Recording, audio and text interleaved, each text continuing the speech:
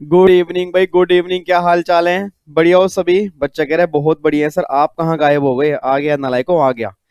सबसे पहला हैप्पी दशहरा सभी को।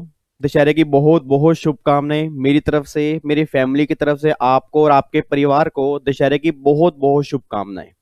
ठीक है जी। बस मैं चाहता हूँ कि आपकी फैमिली खुश रहे, आप भी खुश रहो, जो आपके ड्रीम्स हैं बहुत जल्दी पूरे हो जाए, मेरी दिल से तमन्ना ये है। ठीक है, चलो इधर सुना ध्यान से। अच्छा, आज आपने अभी ना थंबनेल के ऊपर देखा होगा कि आज हम प्रैक्टिकल क्वेश्चन के सेशन स्टार्ट करने जा रहे हैं।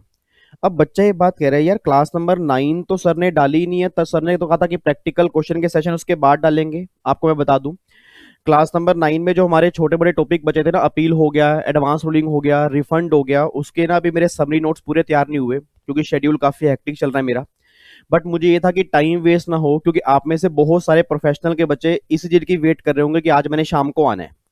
तो मैंने कहा मैं प्रैक्टिकल क्वेश्चन की क्लास डाल देता हूँ। ऐसा करते हैं कि पहले 2 क्लास हम प्रैक्टिकल क्वेश्चन वाली कर लेते हैं, क्योंकि जो क्लास नंबर 9 है ना, वो प्रैक्टिकल बेस नहीं है, वो थ्योरी बेस है। तो पहले 2 सेशन हमारे प्रैक्टिकल क्वेश्चन के कर लेते हैं, इतने मेरे नोट्स भी कंप्लीट हो जाएंगे, फिर लास्ट में क्लास नंबर 9 में डाल दूंगा। ठीक है, क्योंकि हमें टाइम वेस्ट तो नहीं करना ना। ऐसा तो नहीं है कि मैं क्लास ही ऑफ कर दूं, क्योंकि मुझे बुरा लगेगा, मैंने कमिटमेंट किया, वो मैंने कमिटमेंट पूरी नहीं की। तो आज हम प्रैक्टिकल क्वेश्चन की क्लास करेंगे जी। इधर सुना ध्यान से। अब जितने बच्चे मेरे सामने इस टाइम सीएस प्रोफेशनल के बैठे हैं, चाहे वो न्यू सिलेबस के हैं चाहे वो ओल्ड सिलेबस के हैं, आपको मैंने पहले भी कहा था, ओल्ड सिलेबस में कस्टम 25 से लेके 30 नंबर का आता है और न्यू सिलेबस में कस्टम 10 नंबर का आता है। और आपके कस्टम में जो प्रैक्टिकल क्वेश्चन बनते हैं ना, देखो कस्टम में क्वेश्चन 3 तरह के बनेंगे, या तो होंगे प्रैक्टिकल बेस, या वो होंगे केस स्टडी बेस, या वो होंगे प्रोविजन बेस या theory base. Provision base, theory base वो रीडिंग करने के बाद हमें समझ में आ जाएंगे।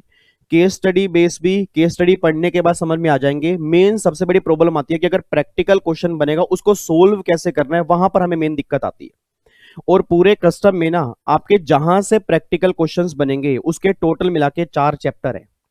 एक तो चैप्टर आपका है जी टाइप्स ऑफ ड्यूटी वाला, कि ड्यूटी किस किस तरह की लगती है, कौन कौन सी ड्यूटी लगती है, एक तो चैप्टर हमारा हो गया। दूसरा चैप्टर हमारा वैल्यूएशन का है, जहां से 100% कंफर्म है क्वेश्चन बनेगा ही बनेगा। तीसरा चैप्टर हमारा है ड्यूटी ड्रॉबैक का, यहां से भी प्रैक्टिकल क्वेश्चन बन सकता है। और लास्ट चैप्टर हमारा है बैगेज का।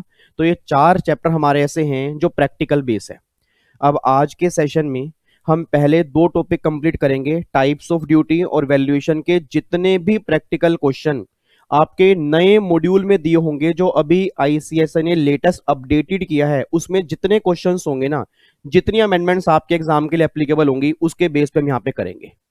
अच्छा, कई बच्चे बहुत टेंशन के अंदर बैठे हैं कि सर मॉड्यूल अपडेट हो चुके हैं, उसमें काफी सारी चीजें ऐड हो चुकी हैं। सर आपको मैंने पहले भी कहा था, जो उन्होंने आपके मॉड्यूल में काफी चीजें ऐड की हैं वो फाइनेंस एक्ट 2020 वाली हैं, वो फाइनेंस एक्ट हमारे एग्जाम में एप्लीकेबल ही नहीं है।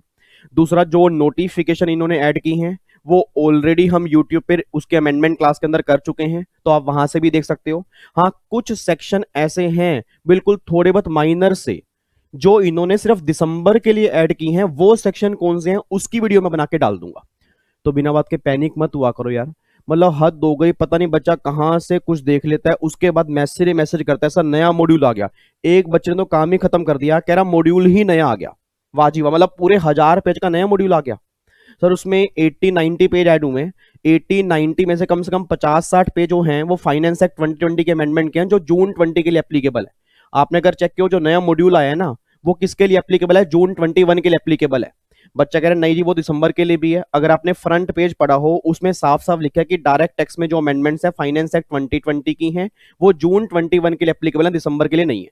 बच्चा कह रहा है सर बट जीएसटी, जीएसटी में जो उन्होंने नोटिफिकेशन निकाली है 6 महीने पहले तक की डाली है, वो ऑलरेडी पहले वो सप्लीमेंट निकालते थे, अब उन्होंने इसमें मर्ज कर दिया। वो ऑलरेडी हमारी जितनी जीएसटी की 9 अमेंडमेंट क्लास है उसके अंदर मैंने सारी करवा दी है।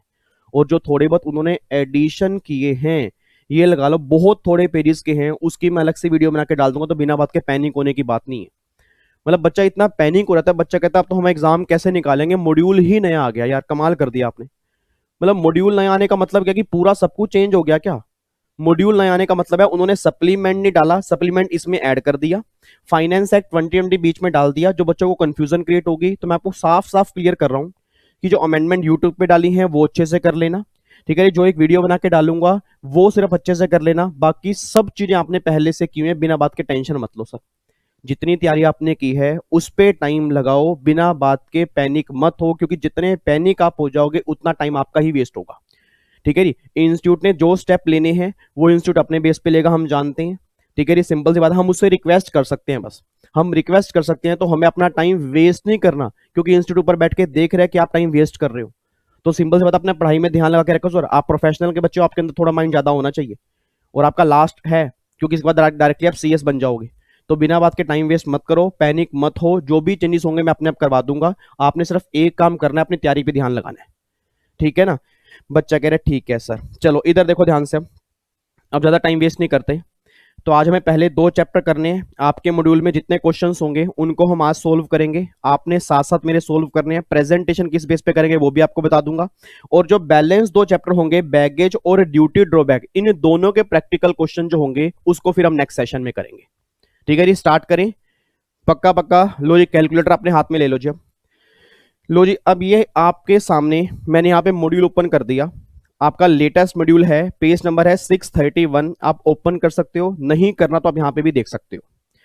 इधर देखो ध्यान से, सबसे पहला क्वेश्चन जो है ना, इलस्ट्रेशन नंबर 1 आपके सामने दी हुई है। क्वेश्चन बहुत ध्यान से पढ़ना, जल्दबाजी मुझे कुछ नहीं है। आंसर हम पहले खुद निकालेंगे, फिर इंस्टीट्यूट ने जो आंसर निकाला उस आंसर से मैच करेंगे। क्वेश्चन नंबर 1 ये बात कहना चाह रहा है, compute the duty payable under custom act 1962 for an imported goods based on the following information. It means आपको कस्टम ड्यूटी निकालनी है। ठीक है जी, किसके बेस पे निकालनी है? जो इन्फॉर्मेशन इन्होंने नीचे आपको दी है ना, उसके बेस पे निकालनी है। सबसे पहला कह रहे हैं assessable value of the imported equipment $10,000। फिर वो कह रहे हैं date of bill of entry है 25 अप्रैल की, उस दिन कस्टम ड्यूटी का रेट 12% है, और उस दिन जो रेट नोटिफाइड किया सीबीआईसी ने वो कितना है? 65 रुपए। फिर एंट्री इनवर्ट की रेट है 21 अप्रैल, उस दिन कस्टम ड्यूटी का रेट है 16%, और रेट ऑफ एक्सचेंज है उस दिन का 60 है। आईजीएसटी का रेट दिया हुआ है 12%। सोशल वेलफेयर सरचार्ज 10% है। वो कह रहे जो तुम्हें लॉजिकल एजम्पशन लगती है वो तुम ले लेना, अपने बेस पे ले लेना, और जो भी एजम्पशन लोगे उसके अकॉर्डिंग ड्यूटी कितनी आएगी वो मुझे निकाल के बता दो। अब बच्चा ये बात कह रहा है सर ड्यूटी तो निकाल दे, बट हमें ये समझ नहीं आ रहा कि हम इसमें रेट ऑफ कस्टम कौन सा लें, क्योंकि कस्टम ड्यूटी का रेट कौन सा लें, क्योंकि यहां तो उसने 2 चीजें दी हैं। दूसरा कह रहा है कि भाई तुझे तो ड्यूटी का रेट समझ नहीं आ रहा, मुझे तो ये समझ नहीं आ रहा कि मैं रेट ऑफ एक्सचेंज कौन सा लूं। तीसरा कह रहा है कि भैया तुम नए आए हो क्या, सर ने जो रिवीजन क्लास डाली है वो तुमने देखी नहीं? सर ने साफ साफ कहा था जो कस्टम ड्यूटी का रेट होता है ना, वो हम लेते हैं बिल ऑफ एंट्री और एंट्री इनवर्ड, इन दोनों में से जो भी लेटर होगा उस दिन का लेते हैं, और रेट ऑफ एक्सचेंज हम उस दिन का लेते हैं जिस दिन आपने बिल ऑफ एंट्री फाइल किया उस दिन का लेते हैं।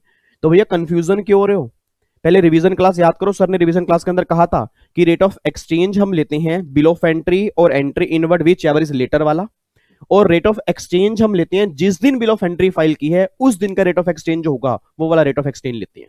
तो मुझे फटाफट से बोल दो जी, बिल ऑफ एंट्री फाइल किया 25 अप्रैल को, एंट्री इनवर्ड है 21 अप्रैल को, इसमें से लेटर क्या है? ऑब्वियस सी बात है 25 अप्रैल। तो इस दिन का रेट ऑफ ड्यूटी लेंगे 12%, और इसी दिन का रेट ऑफ एक्सचेंज लेंगे, वो हमारा 65 है। तो अपने आप बोल दो जी। अब अगर 10,000 है तो 10,000 को मैं 65 से मल्टीप्लाई करूंगा तो ये मेरा निकल के आ गया 65,000। ठीक है जी। अब इसमें कस्टम ड्यूटी ऐड कर दूंगा 12%। इसका अगर मैं 12% निकालता हूं 65,000 का, कितना निकल के आएगा? ये आएगा जी 7,800, ये निकल के आएगा। सोशल वेलफेयर सरचार्ज, गलती से मत बोल देना वैल्यू का लगेगा। सोशल वेलफेयर सरचार्ज किसका लगता है? बेसिक कस्टम ड्यूटी का 10%। तो अगर मैं इसका 10% निकालूंगा 780 वो आ जाएगा। अब ये टोटल वैल्यू कितनी आ गया?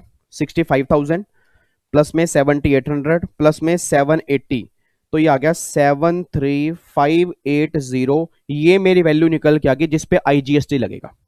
याद करो मैंने पहले भी कहा था आईजीएसटी के लिए वैल्यू क्या होती है? जिसमें सारे टैक्स ऐड होते हैं। अब सोच के बोला सारे टैक्स का मतलब क्या है? ट्रांजैक्शन वैल्यू 65,000 पे, basic custom duty, social welfare surcharge, इनको ऐड करने के बाद जो वैल्यू निकल के आएगी इसी का तो जीएसटी एप्लीकेबल करोगे। तो जीएसटी का रेट हमारा 12% है, तो 12% हमारा निकल के आ गया 8830। तो 73580 में अगर मैं 8830 ऐड करूंगा तो टोटल मेरी वैल्यू निकल के आ गई है जी 82410। ये मेरी वैल्यू है। उसने मुझसे मांगा क्या? वैल्यू मांगी है टोटल या कस्टम ड्यूटी मांगी है? टोटल ड्यूटी मांगी है। तो भैया अगर मैं टोटल ड्यूटी की बात करूंगा तो ड्यूटी मेरी कौन कौन सी आ गई? सर ड्यूटी एक तो आ गई बेसिक कस्टम ड्यूटी 7,800, एक मेरा 780 आ गया सोशल वेलफेयर सरचार्ज, और एक मेरा आईजीएसटी निकल के आ रहा है 8830। तो अगर मैं टोटल ड्यूटी कैलकुलेट करूंगा तो 7800 प्लस में 780 और प्लस में 8830, तो आएगा जी 17410। ये मेरी टोटल ड्यूटी निकल के आएगी। अब एक बार आंसर चेक करते हैं। ठीक है जी, आओ जी एक बार आंसर देखते हैं इंस्टीट्यूट ने क्या निकाला है। 650 ठीक है जी, उसका 78,000, 7800, 735 800 ठीक है जी, 735 800, 735 800। हमने क्या गलती की है? 735 800 कैसे आ गया ये? 65,000। ओ माय गॉड, इन्होंने यहाँ पे 6,50,000 कर रखा है जी, नालायक। अब यहाँ पे इन्होंने 10,000 को अगर मैं 65 से मल्टीप्लाई करूंगा, अच्छा 650 ही तो आएगा। ओ माय गॉड, ठीक है। बच्चा कह रहा है वही तो हम आपको बोल रहे हैं सर, आपने यहाँ 65,000 कर दिया। सॉरी सॉरी सॉरी, इधर देखो ध्यान से। तो आपने तो सही किया था ना, बच्चा कह रहे हमने सही किया था, फिर ठीक है। अब 665 का 12% निकालोगे फिर तो सही है। 78,000, एक एक जीरो हमने कम लगा दी, अच्छा। तो 7800। अब अगर इसमें मैं टोटल निकालूंगा तो 735 800 ठीक है। अब इसका 12% आ जाएगा आईजीएसटी, तो ये आ जाएगा 88296 ठीक है जी। अब इन दोनों का सम टोटल अगर मैं करूं, वैसे उसने मांगा नहीं है, तो आएगा जी 824,096। अब उसने ड्यूटी मांगी है ना, तो ड्यूटी मेरी आ रही है 78,000 और 7800 और 88296। तो इनका सम टोटल कितना आ रहा है?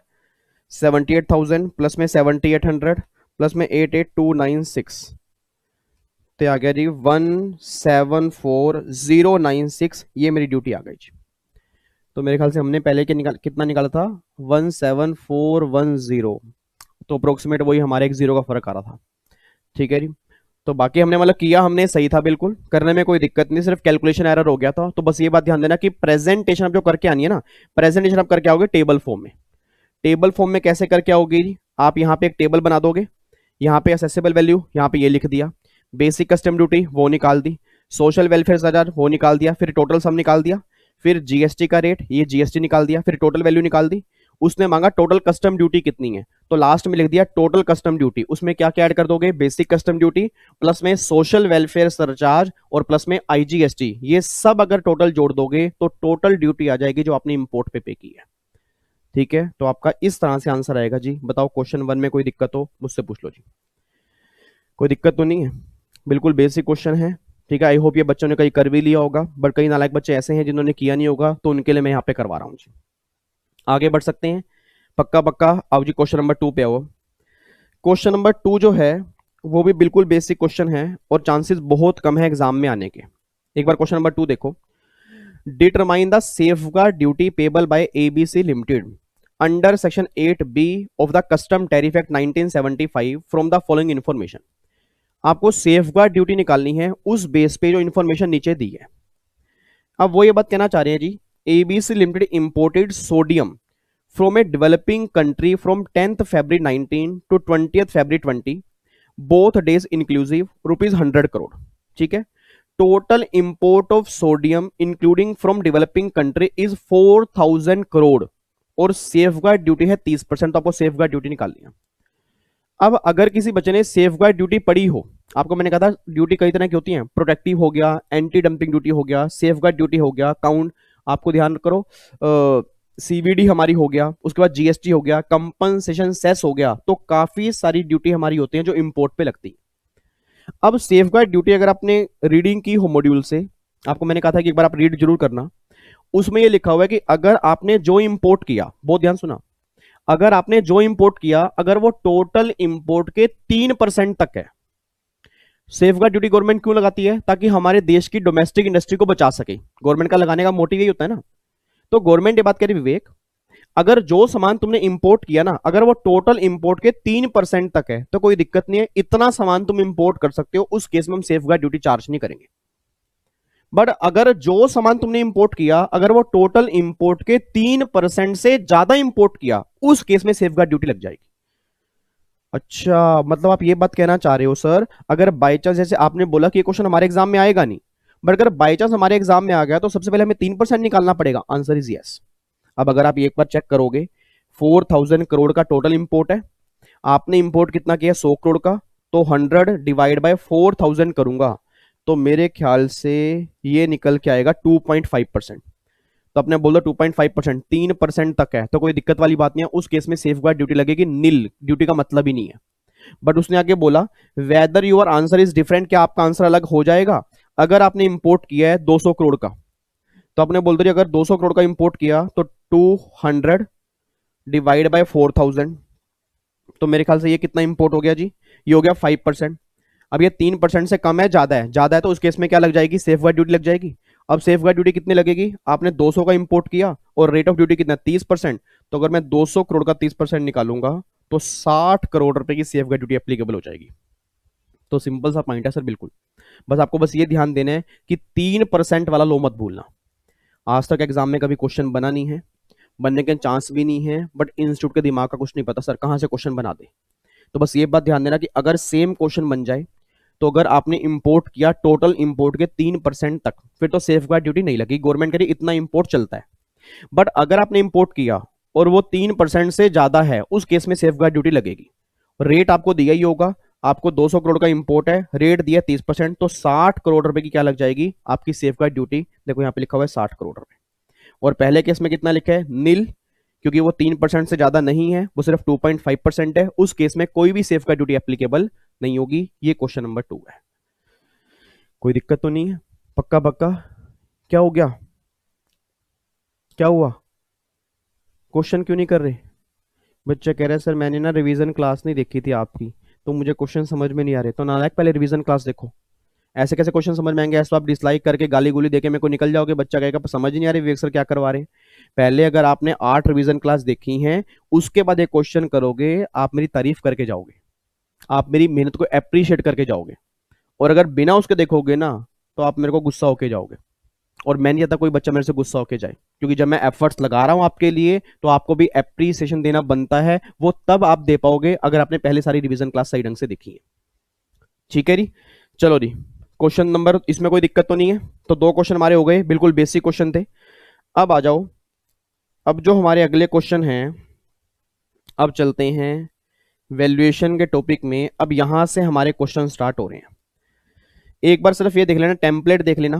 टेम्पलेट का मतलब ये होता है कि भैया स्ट्रक्चर, कि आपके एग्जाम में अगर क्वेश्चन बनता है तो क्वेश्चन किस तरह से आपने करके आना है। सबसे पहले इन्होंने असेसेबल वैल्यू एज्यूम किया, देखो लिखा है एज्यूम 100, इसका 10% बेसिक कस्टम ड्यूटी, ठीक है जी। फिर इसका 10% सोशल वेलफेयर चार्ज 1 रुपया हो गया। एंटी डंपिंग ड्यूटी 50 रुपए इन्होंने एज्यूम कर ली। सेफ गार्ड ड्यूटी 75 एज्यूम कर ली। टोटल निकल के आ गया 236। टोटल कैसे निकला, इन सबको ऐड करने के बाद। अब इस पर हम लगा देंगे आईजीएसटी, इन्होंने एज्यूम कर दिया 18%, तो अगर मैं इसका 18% निकालूंगा तो इतना निकल के आएगा। जीएसटी कंपनसेशन सेस एज्यूम कर लिया 10%। अब ये 10% किसका निकलेगा सर, इस वैल्यू का निकलेगा। ये बात ध्यान देना, जिस वैल्यू का आईजीएसटी उसी वैल्यू का सेस, ये हमने रिवीजन के अंदर याद किया था कि जिस वैल्यू का आईजीएसटी लगेगा ना, उसी वैल्यू का सेस लगेगा। गलती से भी वैल्यू में आईजीएसटी ऐड करके फिर सेस मत लगाना। मतलब जिस वैल्यू का आपने आईजीएसटी कैलकुलेट किया, सेम वैल्यू का ही सेस कैलकुलेट होगा, बस ये पर ध्यान दो। उसके बाद फिर आपकी टोटल ड्यूटी आ गई 202।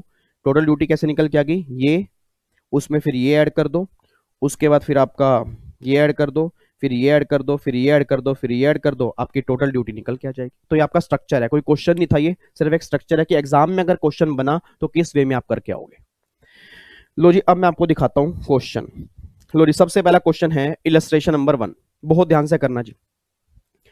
वो कह रहे हैं use the information appended below to find out the assessable value. ठीक है जी। अब सबसे पहले देखो जी, cost of machine at the factory of the US exporter 17,500। ये प्राइस मेरा क्या है सर, ये प्राइस मेरा एक्स फैक्ट्री प्राइस है। सर वो ये बात कहना चाह रहा है कि जिससे जो मुझे सामान भेजेगा उसकी फैक्ट्री में प्राइस कितना है, 17,500 है। तो उस प्राइस को हम क्या बोलते हैं, एक्स फैक्ट्री प्राइस बोलते हैं। ये हमने किया था, याद करो रिवीजन के अंदर मैंने कहा था ex factory price, FAS price, FOB price और सीआईएफ प्राइस। तो ये मेरा प्राइस कौन सा है, एक्स फैक्ट्री प्राइस है। फिर वो कहना चाह रहा है transportation charges from the said factory until the sea port for outward shipment 2500, मतलब उसकी दुकान से उस कंट्री के पोर्ट तक जाने में 2500 रुपए लगे, तो ऑब्वियस सी बात है ऐड कर दूंगा। Handling charges to the at the port of shipment वो कितनी है 200 रुपए, ये भी मैं ऐड कर दूंगा। फिर वो कहना चाह रहे हैं बाइंग कमीशन, भैया बाइंग कमीशन मैं ऐड नहीं करूंगा, आपको मैंने पहले भी कहा था बाइंग कमीशन हम कभी भी कैलकुलेशन में नहीं लेते, इसको मैंने क्रॉस मार दिया।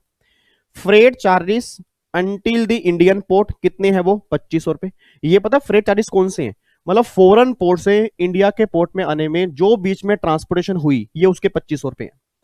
अच्छा इंश्योरेंस इसने कहीं पर भी नहीं दिया, और अगर इंश्योरेंस कहीं पर भी नहीं दिया, अगर इंश्योरेंस असर्टेनेबल नहीं है, आपसे बढ़िया कौन जानता है, पूरे विश्व के अब महाज्ञानी बन चुके हो, जो भी आपकी एफओबी वैल्यू निकल के आएगी उसका 1.125% जो होगा वो हमारा इंश्योरेंस कॉस्ट बन जाएगी। तो देखो इंश्योरेंस कॉस्ट कहीं पर भी नहीं दी, तो अगर इंश्योरेंस कॉस्ट कहीं पर भी नहीं है तो उस केस में हम क्या करेंगे 1.125% करेंगे। आओ जी पहले तो एफओबी निकालते हैं, एफओबी निकाल लो 17,500 प्लस में 2500 और प्लस में 200, तो ये हमारा हो गया 17,500 प्लस में 2500 प्लस में 200, तो ये 20,200 मेरी निकल के आ गई जी एफओबी प्राइस। एफओबी प्राइस ऐसे निकलती है ना, मतलब यहां से यहां के सारे खर्चे ऐड कर दो, ठीक है, फिर लोडिंग खर्चे तो दिए नहीं, हैंडलिंग चार्जेस दिए हैं तो ऐड कर दिए, मेरी एफओबी वैल्यू आ गई। अब इस एफओबी वैल्यू में ट्रांसपोर्टेशन ऐड कर दो 2500। बच्चा कह रहे नहीं सर ट्रांसपोर्टेशन 2500 ऐड कैसे कर रहे हो, वो 20% वाला कॉन्सेप्ट एप्लीकेबल नहीं होगा। याद करो वो एयर वाले केस में होता है, अगर आपने इंपोर्ट किया बाय एयर तो उस केस में हम ट्रांसपोर्टेशन लेते हैं एफओबी का 20% और actual which ever is less.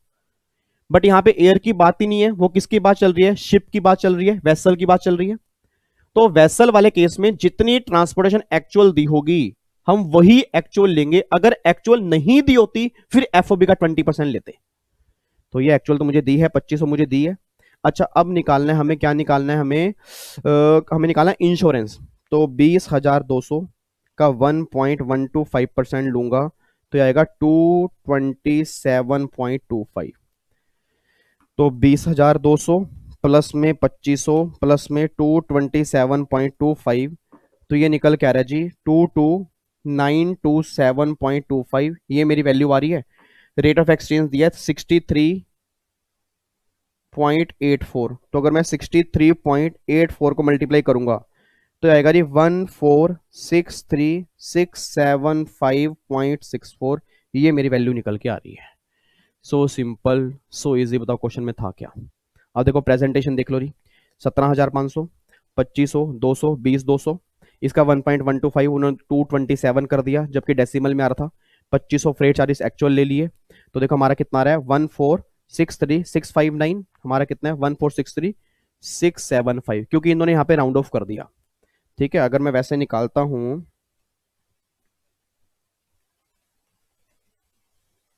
तो ये 20,200 का 1.125% आता है, 227.25 आता है, तो इन्होंने यहाँ पे राउंड ऑफ कर दिया, उसके लिए आंसर में थोड़ा बहुत फर्क आ गया, तो ये भी आंसर बिल्कुल परफेक्ट है जी, मैंने राउंड ऑफ नहीं किया। ठीक है, तो इस तरह से देखो आपका आंसर निकलेगा। कोई दिक्कत कोई परेशानी कुछ भी अजीब लग रहा हो मुझसे पूछ सकते हो जी, वीडियो खत्म होने के बाद कमेंट बॉक्स में डाल देना सर इस क्वेश्चन में दिक्कत है, बट उससे पहले वीडियो दोबारा सुन लेना, उससे पहले रिवीजन क्लास पहले सुन लेना, क्योंकि बिना रिवीजन क्लास के कुछ भी समझ में नहीं आएगा। ठीक है ना, क्योंकि सारे कॉन्सेप्ट हमने पहले वहीं पे रिवाइज किए हैं, फिर उसके बेस पे हम प्रैक्टिकल क्वेश्चन कर रहे हैं। कोई दिक्कत तो नहीं है इसके अंदर, पक्का पक्का आगे बढ़ सकते हैं। तो ये हमारा क्वेश्चन नंबर 1 हो गया जी, ये हमारा कंप्लीट हो गया।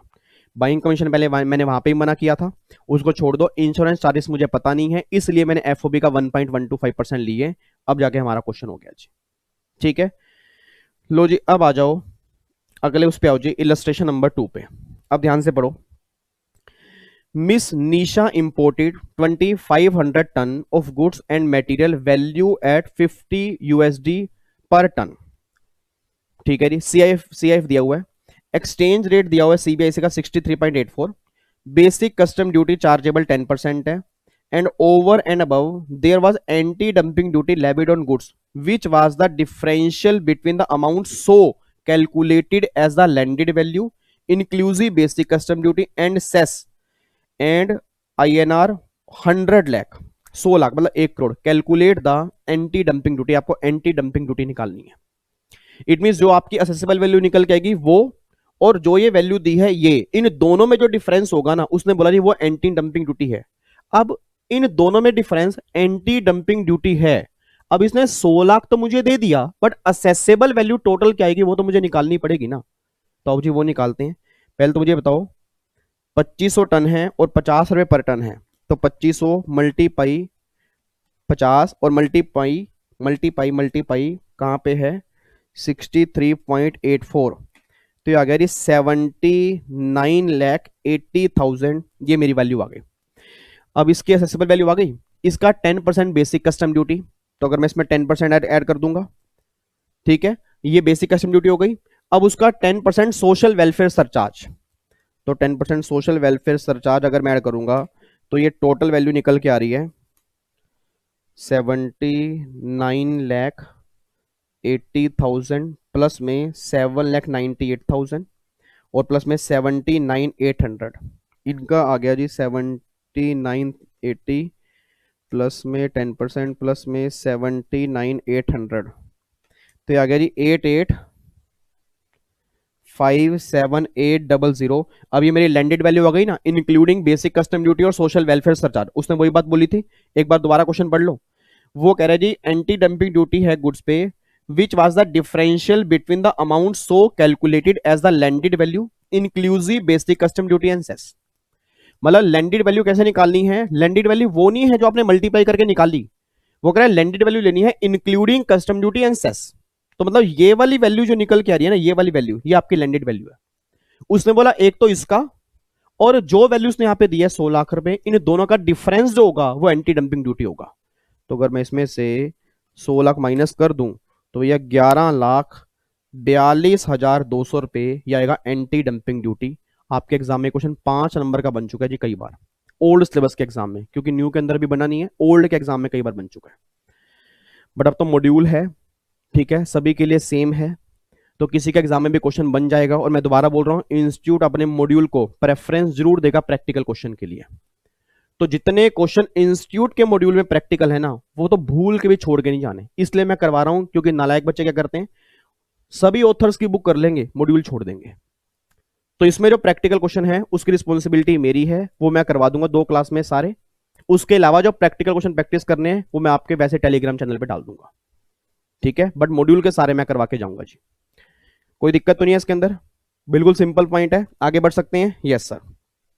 उसके बाद देखो जी क्वेश्चन नंबर 3 पे आओ। Question number 3, you import pan masala into India and CIF value दी है 500, rate of the tax on pan masala उस पे है बेसिक कस्टम ड्यूटी 37.5, आईजीएसटी 28 है, कंपनसेशन सेस है 60%, तो टोटल इंपोर्ट ड्यूटी बता दो। है क्या सर, क्वेश्चन में गिरा हुआ क्वेश्चन दे रहे हैं, मेरा करने का मन नहीं करता, कई बार मैं आपके चक्कर में कर रहा हूं। बच्चा कह रहा है अच्छा हाँ, अब 500 है, इस पे 37.5 कस्टम ड्यूटी लगाओ जी, 37.5 आ गया, तो आ गया 187.5, 187.5। अच्छा अब ध्यान रखना, अब गलती से भी सोशल वेलफेयर सरचार्ज मत भूल जाना। बच्चा कह रहा है क्वेश्चन में दिया नहीं है, क्वेश्चन में ना भी दिया हो तो भी लगा के आना है।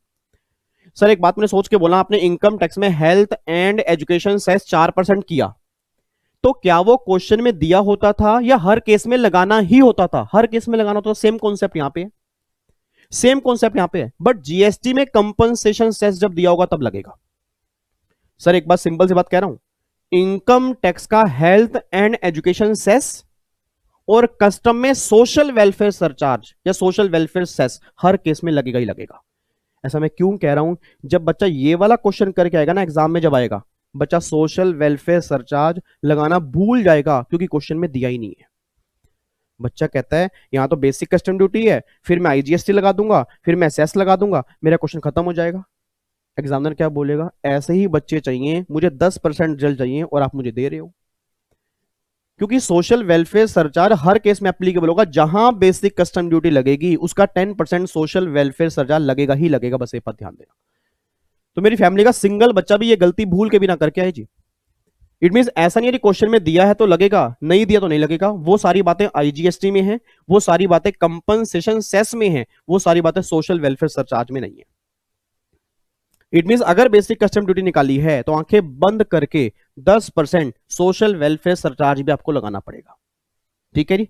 अब देखो जी, 187.5, इसका 10% 18.75, ये सोशल वेलफेयर सरचार्ज हो गया।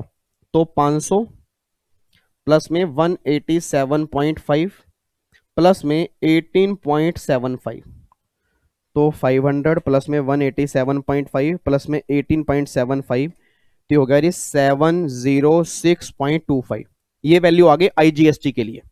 अब आईजीएसटी कितना है 28, इसका 28% निकाल रहा हूं जी, तो ये आ गया 197.75। अब कंपनसेशन सेस 60% निकालना है, किसका निकालो, इन दोनों को जोड़ के फिर जो वैल्यू आएगी उसका निकालू, ना ना ना ना ना ना ना ना ना ना ना सर आप ऐसे मत करो, हमें भी अब पता है, आपने कहा था जिस वैल्यू का आईजीएसटी निकलेगा उसी का सेस निकलेगा, तो सर इसी वैल्यू का 60%। क्या बात है यार, मजा आ रहा है आपके साथ क्वेश्चन करके, तो आप तो इंटेलिजेंट हो गए हो। इसका 60% आएगा 423.75। अब सम टोटल कर लो, उसने मुझसे मांगा कि इंपोर्ट ड्यूटी मांगी है ना, तो भाई इंपोर्ट ड्यूटी तो 187.5 प्लस में 18.75 प्लस में 197.75 प्लस में 423.75, तो अगर मैं इन सबका सम टोटल करूं 18.75 प्लस में 197.75 प्लस में 423.75, तो आएगा जी 827.75, ये टोटल इंपोर्ट ड्यूटी आएगी। आओ जी एक बार आंसर देख लें इंस्टीट्यूट का, 187, 18.7, 197.75, ये हो गया, टोटल वैल्यू आ गया ये। तो ये उसने मांगा क्या मुझसे, उसने टोटल इंपोर्ट ड्यूटी मांगी है, टोटल इंपोर्ट ड्यूटी मांगी है उसने, तो कोई दिक्कत वाली बात नहीं है। 1327.75 में से अगर मैं 500 निकाल दूं तो 827.75, हाँ वही जो हमने निकाला है वही निकल के आएगा जी, ठीक है ना। इसने वैल्यू निकाल दी इंक्लूसिव ऑफ इंपोर्ट ड्यूटी, और हमें क्या निकाली है, इंपोर्ट ड्यूटी, तो कोई दिक्कत वाली बात नहीं है। देखो लिखा ना ए बी सी डी, इन चारों को टोटल करोगे तो आपकी इंपोर्ट ड्यूटी आ जाएगी, वही जो हमने निकाली है। तो ये हमारा क्वेश्चन नंबर 3 था जी, कोई दिक्कत तो नहीं है। अब देखो छोटे छोटे क्वेश्चन में भी कंफ्यूजन क्या है, सोशल वेलफेयर सरचार्ज वाली कंफ्यूजन है, तो वो तो हर केस में लगाना है, मैं बार बार कह रहा हूं, अगर दिया है फिर तो लगाना ही है, अगर नहीं दिया फिर भी लगा के आना है। बस ये तो आप चाहे बड़े बड़े अक्षरों में लिख लो, ठीक है ना, चाहे डेंजर का निशान बना दो, डेंजर का क्यों, खतरा है कि हम भूल सकते हैं, तो ये भूल के नहीं आना कि अगर क्वेश्चन वैल्यूएशन में से बनेगा सोशल वेलफेयर सरचार्ज हर केस में लगेगा जहां बेसिक कस्टम ड्यूटी लगेगी। हाँ अगर क्वेश्चन में स्पेसिफिकली बोल दिया कि सोशल वेलफेयर सरचार्ज इग्नोर करो, फिर इग्नोर करना, अगर क्वेश्चन में लिखा है तो लगाना है, नहीं लिखा क्वेश्चन साइलेंट है फिर भी लगाना है, और अगर स्पेसिफिकली बोल दिया नहीं लगाना देन इग्नोर करोगे, बस एक बात ध्यान देना, ठीक है जी। आओ जी क्वेश्चन नंबर 4 पे आओ। क्वेश्चन नंबर 4 है, अगेन बिल्कुल बेसिक क्वेश्चन है, एक केस स्टडी है, अहमदाबाद हाई कोर्ट की जजमेंट है। देखो ये क्या है, XYZ chemical limited imported a machine from ABC limited, मतलब एक कंपनी ने दूसरी कंपनी से एक मशीन इंपोर्ट की है, price of the machine was contracted, USD है 12,500 फिक्स हो गया, कॉन्ट्रैक्ट हमारा इतने का हुआ था, and the machine was shipped on 1 Feb 20, machine shipped हो चुकी थी, मतलब निकल चुकी थी 1 फरवरी 2020 को। Mean while XYZ chemical renegotiate a price reduction owing the past relationship and this price reduction was agreed an email at a fax on 15 Feb 20 और machine यहां पहुंची है 1 मार्च 20 को। तो असेसिंग ऑफिसर कह रहे हैं जी हम जो ड्यूटी लेंगे ना वो ओरिजिनल कॉन्ट्रैक्टेड वैल्यू पर लेंगे जो शिपमेंट से पहले की थी, please advise your stand as a tax consultant to XYZ chemical. एक बात मुझे सोच के बताओ, आपको मैंने पहले भी कहा था ये आपकी बेसलाइन है, बहुत ध्यान सुना, ये आपकी बेसलाइन है। ऐसा मैं क्यों कह रहा हूं, ये क्वेश्चन आपको आगे भी देखने को मिलेगा सर, ये केस स्टडी मोस्ट इंपोर्टेंट है, और एक केस स्टडी आपके एग्जाम में कई बार बन चुकी है, कोई बड़ी बात नहीं है दिसंबर के अंदर भी बन जाए।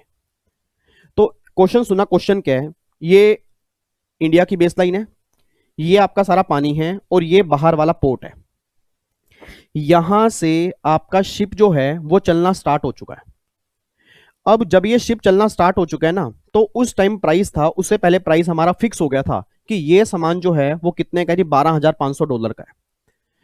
अब ये वेसल यहां से चल रहा है, चल रहा है, चल रहा है, चल रहा है, चल रहा है, बीच में हमारा नेगोशिएशन स्टार्ट हो गया, नेगोशिएशन स्टार्ट हुआ और प्राइस हमारा कम हो गया, प्राइस हमारा हो गया जी कम होने के बाद उसने प्राइस कम होने के बाद बोला है? नहीं, उसने बस ये बोला प्राइस कम हो गया और प्राइस कंफर्मेशन की मेल आ गई है 15 फरवरी को और यहां पे सामान पहुंचा है 20 फरवरी को, सॉरी 1 मार्च को, 1 मार्च को पहुंचा है। अब डिपार्टमेंट ये बात कह रही थी मैं जो ड्यूटी लूंगा ना, मैं तो लूंगा ओरिजिनल कॉन्ट्रैक्टेड वैल्यू पर जो पहले था, मैं ड्यूटी इस वाले प्राइस पर नहीं लूंगा जो अब प्राइस हमारा रिड्यूस होने के बाद हुआ है। तो क्या डिपार्टमेंट सही है, गलत है? डिपार्टमेंट बिल्कुल गलत है सर, डिपार्टमेंट बिल्कुल गलत है। आपको मैंने पहले भी कहा था, आप ड्यूटी जो निकालते हो ना उस वैल्यू पर निकालते हो जो इंडियन कस्टम पोर्ट पे प्राइस है। नहीं यार ये बात समझ, सीआईएफ वैल्यू लेते हो। हेलो, ये सामने नालायक बच्चा सो गया, क्या हुआ? जगराता नहीं चल रहा, नवरात्रि भी खत्म हो गए अब, आज तो दशहरा है। बच्चा कह रहा है रावण जलाएंगे, रावण जलाएंगे, रावण जलाएंगे, रावण जलाएंगे। नालायक पहले राम तो बन जाओ, मतलब रावण जलाएंगे, राम बने नहीं अभी, राम जैसे गुण तो है नहीं किसी में आज के जमाने में, बट मेरे अंदर भी नहीं, मैं तो खुद कह रहा हूं हमें उसके लिए राम बनना पड़ेगा रावण को जलाने के लिए। ऐसे नहीं रावण जलते, उसके लिए राम चाहिए। इधर देखो ध्यान से नालायक, अब यहाँ पे एक बात सोच के बताना। अब मैंने कहा था सीआई वैल्यू लेते हैं, सीआई वैल्यू का मतलब होता है इस पोर्ट पे जो प्राइस है, अब इस पोर्ट पे जो प्राइस है क्या वो 12,500 है या रिड्यूस प्राइस है? रिड्यूस प्राइस है। डिपार्टमेंट कह रहा है मैं नहीं जी, मैं तो उस वैल्यू पे लूंगा। अच्छा डिपार्टमेंट क्यों कह रहा है? क्योंकि ड्यूटी ज्यादा मिलेगी। मैं ये कह रहा हूं मैं इस वैल्यू पे करूंगा, मैं क्यों कह रहा हूं? क्योंकि भैया ड्यूटी कम है और लॉजिकल भी है। तो आपको as a tax consultant consult करना है डिपार्टमेंट सही है या गलत है। डिपार्टमेंट गलत है जी, बिल्कुल डिपार्टमेंट गलत है, क्योंकि वैल्यू जो आप लेते हो वो इस पोर्ट पर वैल्यू लेते हो, ये बात ध्यान देना, और इस पोर्ट पर रिड्यूस वैल्यू है। क्योंकि जब मुझे कंफर्मेशन की मेल पहले आ गई, सामान बाद में पहुंचा, तो भैया जिस टाइम सामान पहुंचा उस टाइम मेरी वैल्यू कम थी, उसी वैल्यू पर मैं कस्टम ड्यूटी पे करूंगा, ये बात ध्यान देना। तो देखो उसने वही लिखा है जी, stand taken by custom authorities factually incorrect, can be challenge under the law. Challenge हो सकता है। बेसिक रीजन है कि हम जो वैल्यू लेते हैं at the place of importation लेते हैं। It was contracted the import is complete only when goods become a part of country. मैंने कहा ना कि हाँ वो पार्ट ही तब बनता है हमारी कंट्री का पार्ट बन जाए। In the present case the price was mutually revise while the goods still in transit, चाहे वो गुड्स ट्रांसिट में था। Hence revised price could be considered for arriving at accessible value and the same also under the case law Gujarat Heavy Chemical and Commissioner of Custom Ahmedabad 2004। ठीक है, तो एक case study बन सकती है, इसको मैं मार्क कर रहा हूं मोस्ट इंपोर्टेंट, इसको बहुत ध्यान से पढ़ना। ठीक है, तो प्राइस हमारा कम वाला लगेगा, प्राइस हमारा ज्यादा वाला नहीं लगेगा। अगला क्वेश्चन आओ जी, क्वेश्चन नंबर 5 देखो, कैलकुलेट द इंपोर्ट ड्यूटी। लो इसमें भी टोटल ड्यूटी बतानी है। अब वो कह रहे एफओबी वैल्यू दी है जी 18,000, फ्रेट चार्जेस दिए actual 7,500, design and development charges वो दिए हैं 2,500, selling commission at India pay to a local agent at the rate 2% of FOB value, bill of entry है 24 अक्टूबर और एंट्री इनवर्ड है 20 अक्टूबर। तो इसमें लेटर क्या है? 24 अक्टूबर। तो 24 अक्टूबर का ही rate of basic custom duty लेंगे और 24 अक्टूबर का ही रेट ऑफ एक्सचेंज लेंगे। तो ये हमारे किसी काम की नहीं है क्योंकि ये लेटर नहीं है। अगर ये लेटर होती, हाँ जी बहुत ध्यान से, अगर ये एंट्री इनवर्ट की रेट लेटर होती फिर इस दिन का रेट ऑफ ड्यूटी लेता, रेट ऑफ एक्सचेंज मैं बिल ऑफ एंट्री के दिन का ही लेता। बट जो भी हमने दोनों क्वेश्चन किए, एक तो ये वाला और एक पहले भी क्वेश्चन किया था, दोनों में लेटर क्या है? बिल ऑफ एंट्री है। बट ऐसा नहीं है कि हर बार एग्जाम में बिल ऑफ एंट्री ही लेट आएगी। अगर एंट्री इनवर्ड लेट आ रहा है तो जो भी लेट होगा उस दिन की रेट ऑफ ड्यूटी लेनी है, रेट ऑफ एक्सचेंज आपको बिल ऑफ एंट्री के दिन का लेना है। तो भैया लेटर यहां पे ये है तो 20% लूंगा और 68 लूंगा। ठीक है, आईजीएसटी 18% है, इंश्योरेंस चार्जेस असर्टेन नहीं है, गुड्स आपने इंपोर्ट किया बाय एयर। लो जी, आपने बोल देना फटाफट से अलर्ट हो जाओ जी। गुड्स आपने बस 10-15 मिनट हो रहे हैं यार, ऐसे मत करो यार, आपके लिए क्वेश्चन करवा रहा हूं। मेरे एग्जाम तो मैं 7 साल पहले सीए बन चुका हूं, अब मेरे पास डिग्री आ चुकी है, मैं प्राउड फील करवा चुका हूँ, उन्हें और प्राउड फील करवाना है पेरेंट्स को। अब आपकी बारी है, ये आपके लिए मेहनत कर रहा हूँ कि आप प्राउड फील कराओ। नालायक यहाँ पे आके सो जाते हो। मुझे फटाफट से बताओ जी, अगर गुड्स इंपोर्ट किए बाय एयर से तो एयर वाले केस में ट्रांसपोर्टेशन कॉस्ट क्या लेते हैं? एक्चुअल अगर दिया तो एक्चुअल ही लेते, वो वेसल वाले केस में लेते हैं। एयर वाले केस में क्या होता है? एक्चुअल और 20% of FOB which ever is less. तो यहाँ पे मुझे पहले एफओबी, अच्छा एफओबी तो दी हुई है, तो ये इसका अगर मैं 20% निकाल दूंगा तो ये निकल जाएगा 3600, और जबकि फ्रेट चार्जेस दिए कितने हैं? 7500। भाई साहब ये नहीं लूंगा जी, ये नहीं लूंगा, क्योंकि 20% जो है मेरा 3600 है, ये 75 है, तो लेस मेरा क्या बनेगा? 36 बनेगा। तो आओ जी मुझे फटाफट से बताओ जी, 18,000 फ्रेट चार्जेस मेरे 3600, अच्छा डिजाइन एंड डेवलपमेंट ये भी लूंगा, 2500। उसके बाद फिर यहाँ पे 1.125% इंश्योरेंस चार्जेस 18,000 का 1.125%, तो ये लूंगा 202.50। Selling commission at India paid to a local agent, ये भी लूंगा नहीं, 2% ऑफ एफओबी वैल्यू। तो एफओबी वैल्यू का 2% है, तो अगर मैं 18,000 का 2% निकाल दूं। अच्छा, कई बच्चे कहते हैं सर इसको रुपीज में कन्वर्ट करने के बाद नहीं निकालना सेलिंग कमीशन, तो भी निकाल सकते हो, तो भी कोई दिक्कत नहीं है। और अगर 18,000 का 2% निकालोगे, ठीक है जी, और यहाँ पे डॉलर में लोगे, मतलब किस में है, जीपी भी है, उसमें लोगे, फिर बाद में कन्वर्ट करोगे तो भी कोई दिक्कत नहीं है, सिंपल सी बात है सर। तो यहाँ पे अगर मैं पहले तो इसको निकालता हूँ, 18,000 का 2%, तो ये आएगा 360। अब 18,000 प्लस में 3600 प्लस में 2500 प्लस में 202.50 प्लस में 360, तो आएगा 24662.5। और हमारा प्राइस कितना है जी, 68 है ना, बिल ऑफ एंट्री के दिन का, तो आएगा 160। इंश्योरेंस चार्जेस हमारे कितने हैं,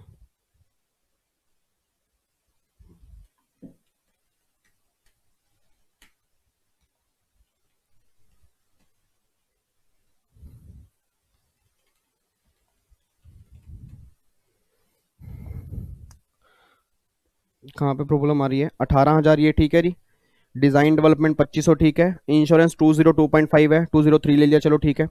फ्रेट चार्जेस 3600 ये ठीक है, तो ये 18,000 प्लस में 2500 प्लस में 203 प्लस में 3600, तो ये कितना आ गया, 24,303, ठीक है।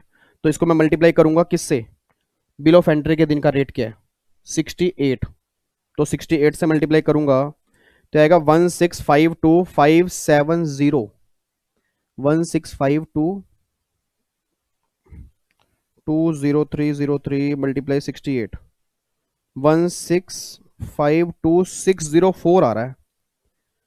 ये नालायकों ने 570 कैसे कर दिया, 18,000 प्लस में 2500 प्लस में 202.5 प्लस में 3600। ओके, इन्होंने पता क्या, या वाह वाह वाह भाई, भला है बुरा जैसा भी है, मेरा पति मेरा देवता है। इन्होंने यहाँ पे 203 ले लिया और कैलकुलेशन जो की है वो 202.5 के बेस पे की है। देखो इस तरह से ये मॉड्यूल में गलतियां होती हैं जिसमें कंफ्यूजन क्रिएट होती है। आपको अगर 203 लेना है ना, अगर आप चेक कर लो, इसको 68 से मल्टीप्लाई करोगे, आप करके देख लो, 24,303 को 68 से मल्टीप्लाई करोगे तो आपका आएगा 1652604, ये आएगा। और 202 पॉइंट एक्चुअल आ रहा है हमारा, तो 202.5 का मतलब हो गया 24202.5, इसको अगर 68 से मल्टीप्लाई करोगे आपका एग्जैक्ट ये मैच हो जाएगा, एग्जैक्ट ये मैच हो जाएगा जी, ठीक है जी।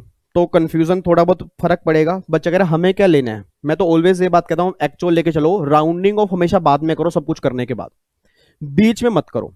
इन्होंने बीच में कर दिया, जबकि कैलकुलेशन किया उसके अकॉर्डिंग और राउंड ऑफ बीच में कर दिया, अब बच्चा तो कंफ्यूज हो जाएगा ना कि आंसर मैच नहीं हो रहा, ठीक है जी। अब यहाँ पे लोकल कमीशन हो गया जी, एफओबी का 2%, एफओबी 18,000 है, उसका 68, तो 18,000 को 68 से मल्टीप्लाई किया, ये आ गया 12,24,000, इसका 2%, तो इसका 2% निकालूंगा 24,480, ये इसका कमीशन आ गया जी, लोकल कमीशन आ गया, ठीक है। अब इन दोनों का सम टोटल आ गया, ये टोटल टोटल वैल्यू आ गई जी, सीआईएफ, ठीक है। अब ये हमारी टोटल वैल्यू निकल के आ गई जी। अब इसमें कस्टम ड्यूटी हमें कितनी लेनी है, एक बार चेक करो, बिल ऑफ एंट्री के दिन की कितनी है, 20%, तो 20% आप निकाल लोगे कस्टम ड्यूटी, अगर मैं इसका 20% निकालूंगा तो ये मेरी कस्टम ड्यूटी आ गई। अच्छा, अब यहाँ पे सोशल वेलफेयर सरचार्ज देख लो, क्वेश्चन में कहीं नहीं कहा, आप क्वेश्चन पूरा चेक करो सर, कमाल की बात है, कोई इंस्टीट्यूट ने फिर क्या दिक्कत की है, क्वेश्चन में कहीं नहीं कहा सोशल वेलफेयर सरचार्ज। आपको मैंने क्या कहा था, हमेशा लेना है, ये देख लो सोशल वेलफेयर सरचार्ज, ये 10% ले लिया। अच्छा, अब इन सबका सम टोटल निकाल लो, 1677050 प्लस में 335410 प्लस में 33541, तो ये आ गया 2046001, आईजीएसटी आएगा 18%, इसका 18% निकालूंगा तो 368, ये 16 1652570 प्लस में 24480 प्लस में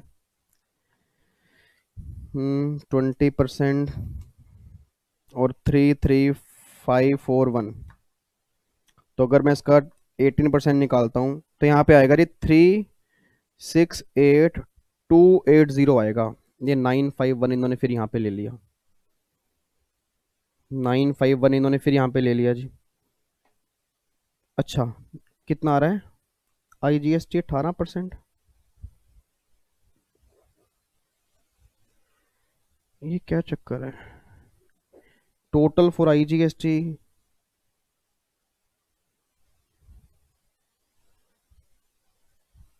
ये क्या कर रखा है इन्होंने? 24,303 ये वैल्यू निकाली है, ये वैल्यू असेसेबल वैल्यू आ गई, इसमें बेसिक कस्टम ड्यूटी ये ऐड की। ओ माय गॉड, इन्होंने यहाँ पे गलत किया हुआ, इन्होंने यहाँ पे 335410 प्लस में 33541 368,951, पता है क्या आ रहा है? ये इन दोनों का टोटल आ रहा है, बेसिक कस्टम ड्यूटी प्लस में सोशल वेलफेयर सरचार्ज। और देखो क्या लिख रखा है, टोटल फॉर IGST। IGST के लिए टोटल क्या लेंगे? असेसेबल वैल्यू प्लस में ऑल कस्टम ड्यूटी, और सामने इन्होंने टोटल लिख दिया क्या? सिर्फ कस्टम ड्यूटी। कमाल कर दी इंस्टीट्यूट ने। वैसे अगर जो बच्चा सेल्फ स्टडी कर रहा हो उसका तो हो गया काम बेचारे का, बच्चा तो कंफ्यूज हो गया, बच्चा कह रहा है विवेक सर ने गलत कराया सर, पता नहीं क्या करा दिया उन्होंने। इधर देखो ध्यान से, अब यहाँ पे सही करो जी, इसको सही करो। देखो ये प्रॉब्लम आती है। अब अगर ये क्वेश्चन एग्जाम में आ जाए, आप गलती करके आओगे जिसने सिर्फ मॉड्यूल से किया, या अगर मॉड्यूल ही नहीं किया तो बच्चों को कंफ्यूजन आएगी हमें करना क्या है। तो इसको अब यहाँ पे देखना जी, 1677050 असेसेबल वैल्यू है, कस्टम ड्यूटी आ गई 335410 और 33541, इसका सम टोटल निकालो। 1677050 3355410 प्लस में 33541, तो आ गया 2046001। इसका 18% आपका आएगा IGST, तो आएगा 368280। अब टोटल इंपोर्ट ड्यूटी पता कितनी आएगी? टोटल इंपोर्ट ड्यूटी में से सुन लो, एक तो ये आएगी जी, ये आएगी, एक आपका ये वाला आएगा जी, और एक आपका ये वाला आएगा, ये आपका इंपोर्ट ड्यूटी आएगा।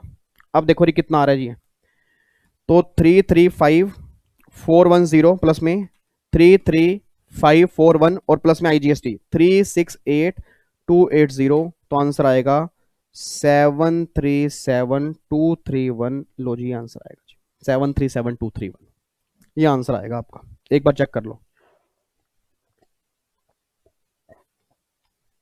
ये मिस्टेक होती है जी कई बार मॉड्यूल में।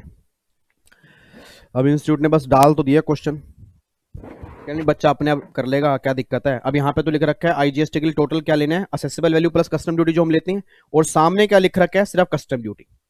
क्योंकि असेसेबल वैल्यू तो सर हमारी 16 लाख जा रही है ना, असेसेबल वैल्यू तो हमारी 16 लाख के अप्रोक्सीमेट जा रही है, तो अगर असेसेबल वैल्यू इतनी है तो भाई साहब ये तो हो ही नहीं सकता, कोई दिक्कत तो नहीं है। चल सकते हैं आगे जी, रेक्टिफाई कर लिया क्वेश्चन। एक बार क्वेश्चन दोबारा देख लो, ये क्वेश्चन आपके सामने है। क्वेश्चन अगर दोबारा देखना है, क्वेश्चन आप दोबारा देख लो, ठीक है। अब आ जाओ क्वेश्चन नंबर 6 पे आओ जी।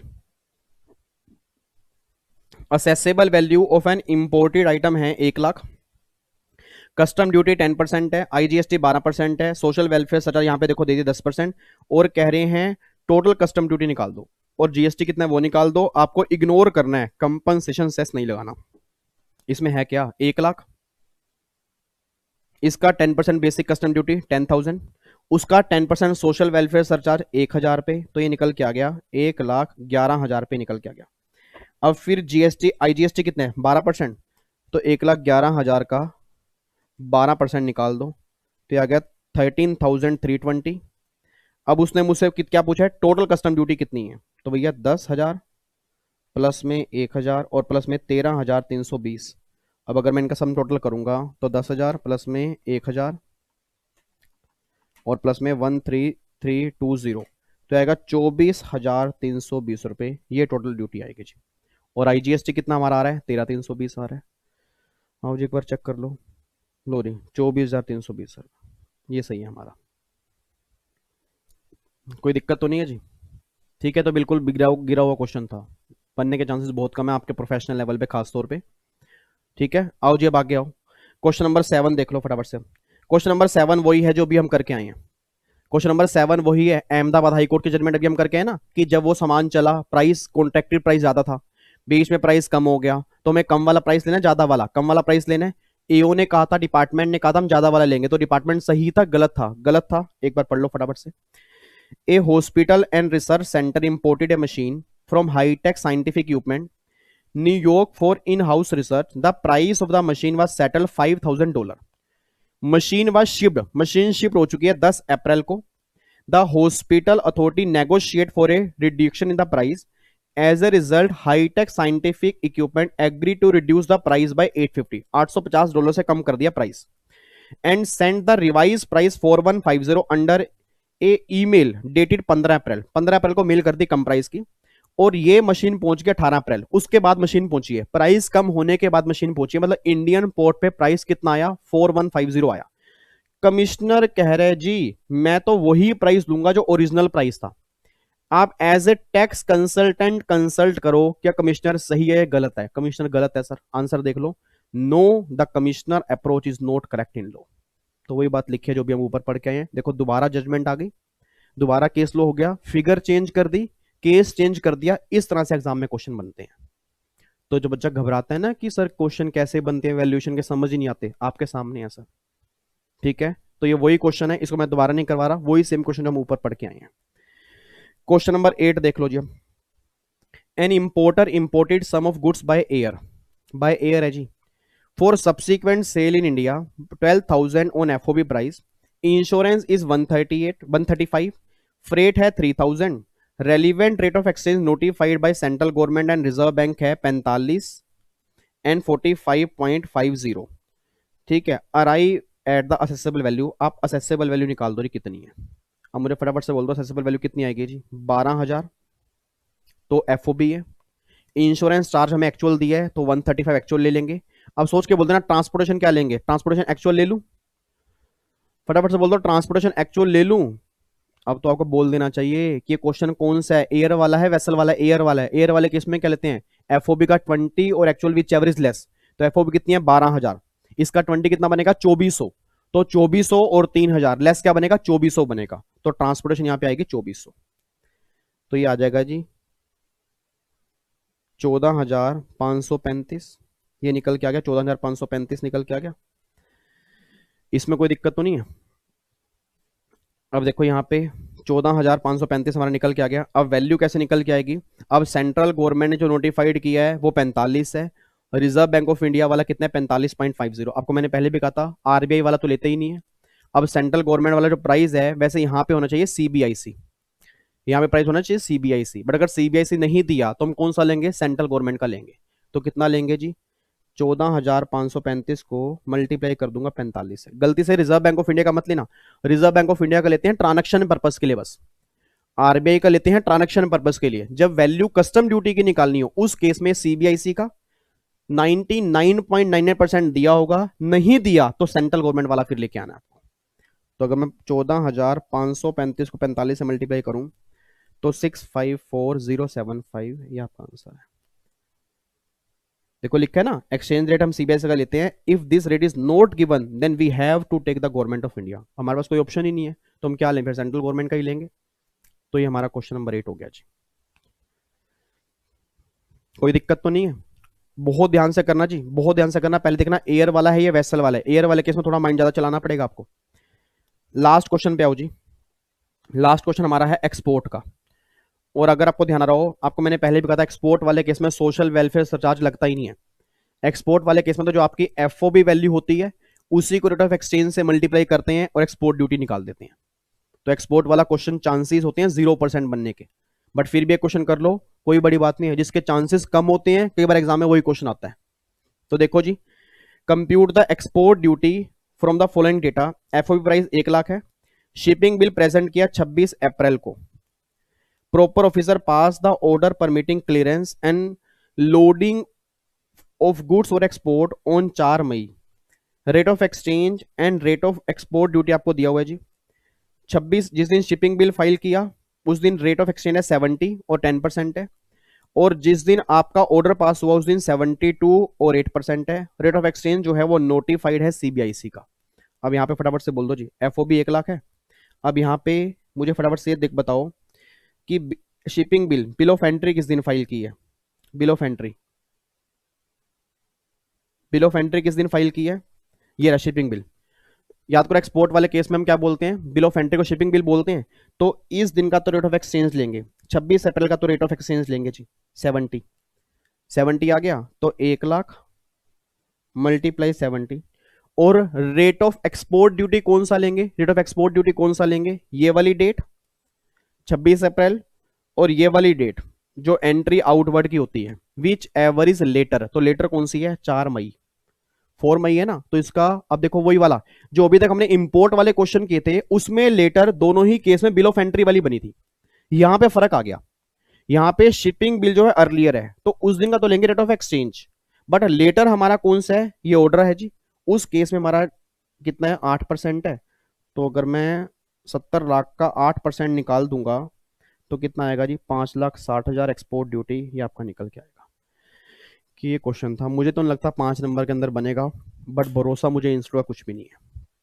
ठीक है जी। तो उसके बाद फिर आपके बस प्रैक्टिकल क्वेश्चन खत्म हो चुके हैं, फिर लोगों का पढ़ने वाला ही है। अब 2 चैप्टर के हमारे प्रैक्टिकल बचे हैं, एक तो बैगेज और एक ड्यूटी ड्रॉबैक। तो वैल्यूएशन के टोटल मिला के हमने 9 और 2 11 क्वेश्चन आज हमने कंप्लीट किए। और 11 क्वेश्चन अगर आपने सही ढंग से कर लिए, आपको मैं दिखा दूंगा आपके एग्जाम में 90% से ज्यादा चांस हैं क्वेश्चन इसी तरह का बनेगा। ठीक है। तो आपको एक बार दोबारा से प्रैक्टिस करनी है। किसी में कोई डाउट आ रहा हो मुझसे पूछना है, कहीं पर भी डाउट आ रहा हो कमेंट बॉक्स में डाल देना। ठीक है, उसको मैं करवा दूंगा। नेक्स्ट क्लास में बैगेज और ड्रॉबैक वाले प्रैक्टिकल क्वेश्चन खत्म करके प्रैक्टिकल क्वेश्चन हमारे सारे खत्म हो जाएंगे, और देन फिर एक लास्ट क्लास जो बची है छोटे मोटे टॉपिक की, उसकी मैं क्लास डाल दूंगा, देन कस्टम कंप्लीट है हमारा। ठीक है। तो अप्रोक्सीमेट हमारा 1 घंटा लग ही गया जी। ठीक है, चलो फिर बाकी मुलाकात करेंगे जब नेक्स्ट क्लास में, सेम टाइम सेम जगह। ओके जी, bye bye, thank you so much. जय हिंद, God bless you and happy Dussehra once again, आपको और आपकी फैमिली को मेरी तरफ से और मेरी फैमिली की तरफ से। Love you so much. तैयारी करो बढ़िया से, जबरदस्त तरीके से।